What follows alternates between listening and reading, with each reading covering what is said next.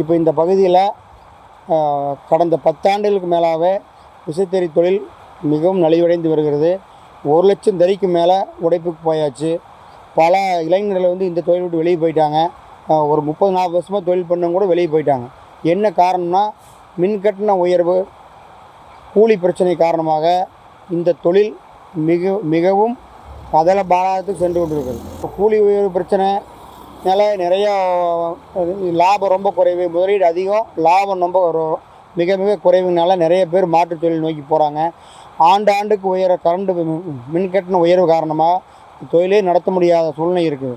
மத்திய அரசு solar panel அமைத்து, மாநில அரசு வந்து நெட் மீட்டர் அமைச்சு கொடுத்தா மட்டும்தான் இந்த தொழிலுக்கு உண்டான ஒரு தீர்வு அமையும். இல்லாமல் வருஷம் இதுக்காக போராடி இது எந்த விதமான பயனும் கிடையாது. உற்பத்தி நம்ம வந்து வர்ற கூலியில் பெரும்பகுதி மின் கட்டணத்துக்கே போயிடுதுங்க.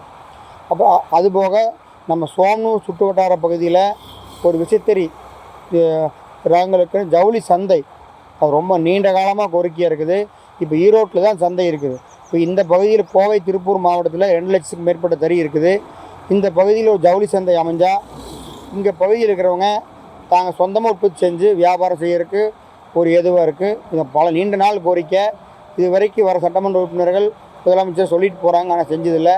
இந்த தேர்தலில் ஆளுகின்ற கட்சி, எதிர்கட்சி யார் ஆட்சிக்கு வந்தாலும் இதை கட்டாயமாக நிறைவேற்றணும்னு நான் கேட்டுக்குவோம்.